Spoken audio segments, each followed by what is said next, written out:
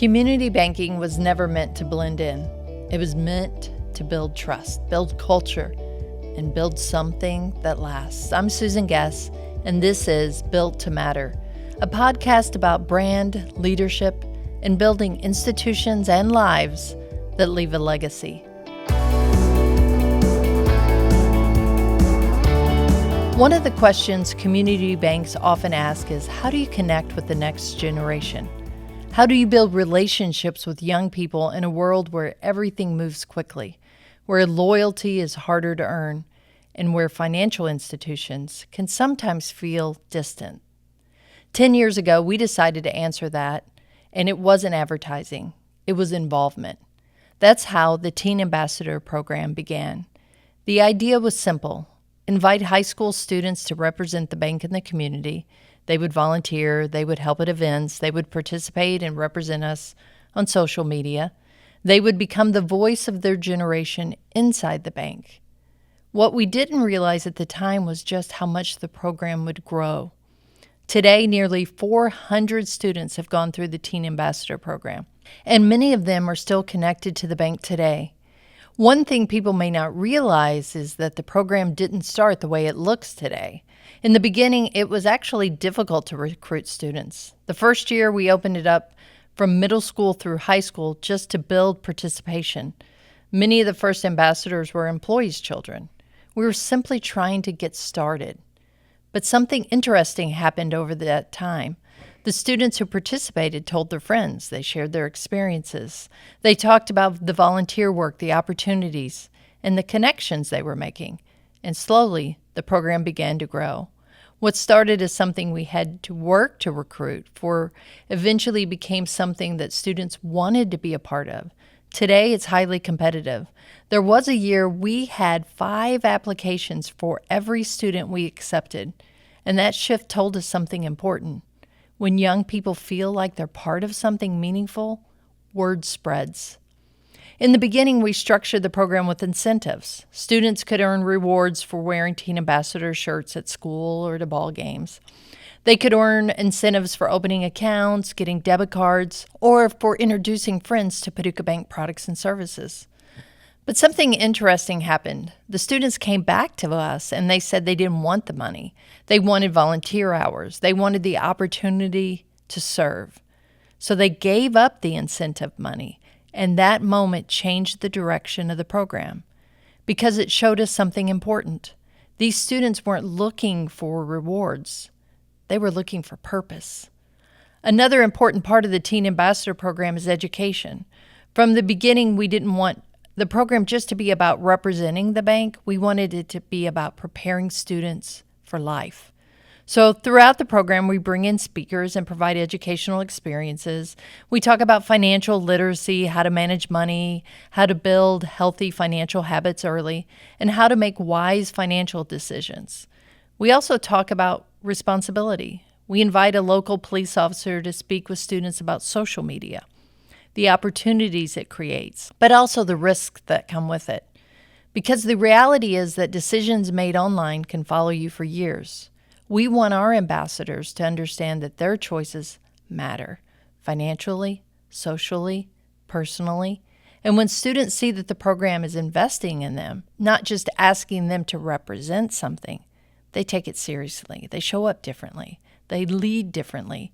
And they carry those lessons with them long after the program ends. One of the most interesting challenges of the Teen Ambassador program is that the students we attract are incredibly busy. They're high achievers. They're involved in sports, music, academic programs, clubs, and leadership roles in their schools. And because of that, one of the biggest challenges we've had over the years is simply finding time when everyone can come together. There isn't one perfect day. There isn't one perfect schedule.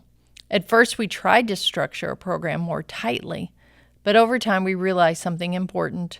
The program works best when it has a little room to breathe. Instead of focusing or forcing one rigid structure, we've allowed it to ebb and flow. Students participate when they can. They show up at events that fit their schedules. And because they're invested in the program, they still contribute in meaningful ways. That flexibility has actually made the program stronger because it recognizes something important about the next generation. They are busy, they are driven, And sometimes leadership means creating space for people to participate without making the structure so rigid it becomes a burden. There was another moment that reminded us just how meaningful the program had become. One of our teen ambassadors was involved in a serious car accident, and what happened next said something more about the program than anything we could have organized. The students rallied around her. They sent cards, they reached out, they offered encouragement and support. It wasn't something we asked them to do. It was something they chose to do. Because over time, the program had become more than a group of students representing a bank. They had become a community. And that's when we realized the impact goes far beyond marketing. It's about connection. Another thing we've been very intentional about over the years is representation. In many of our Teen Ambassador classes, we've had students from as many as 9 different high schools across our community and surrounding region.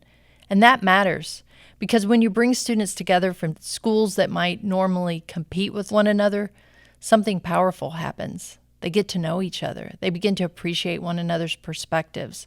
They realize they're part of something bigger than the school they attend. They support one another. What begins as students from different schools becomes a community.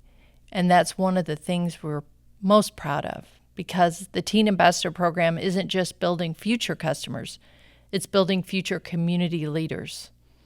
Over time, the Teen Ambassador program has also grown into something even bigger. It's become a network. Students stay connected after graduation. So we created an alumni community. We built a LinkedIn page where former teen ambassadors and the current class can support one another. High school students can reach out to college students. They can ask about campuses, sororities, fraternities, or clubs and where they live. College students can reach out to graduates who now are in the working world. They can ask about careers, cities they're interested in, or industries they want to explore. What started it as a high school program has become a professional network that follows them into adulthood. And that's when you know something has grown beyond its original idea. Another thing we started recently is a video series called Where They Are Now. After 10 years and nearly 400 teen ambassadors, we realized something important. Their stories didn't end when the program did. Many of them have gone on to do incredible things. So we're going back and telling these stories, where they went to college, what careers they've chosen, where life has taken them. Because when you invest in young leaders, you don't just celebrate them once, you celebrate them along the way. And that's something we've always believed in. When our teen ambassadors achieve something, whether it's being named homecoming queen, winning a state title, or becoming a part of a national championship cheer team, we celebrate them. Just like we celebrate our employees because they are part of our family. And when you treat people like family, something remarkable happens. They carry that pride with them, no matter where life takes them. What has been especially meaningful to watch now is these relationships continue long after high school. Students go to college, they leave Paducah, but they take the bank with them. Some have gone to Duke, some to the University of Kentucky, some to USC, and other schools across the country. They take their debit cards with them. They stay connected. Some have graduated, started careers, bought homes, and even started families. And many of them still bank with us. That's when you realize something important. Community banking doesn't stop when someone leaves town. If the relationship is strong enough, it travels with them. And when I think about what the Teen Ambassador program has become over the last decade, I am reminded of something important about community banking. The work we do isn't about transactions. It's about relationships. It's about investing in people early. It's about giving young leaders a place to grow, to serve, and discover the impact they have on communities around them.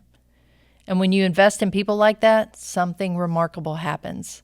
They carry that experience with them into college, into careers, into communities that they will someday lead.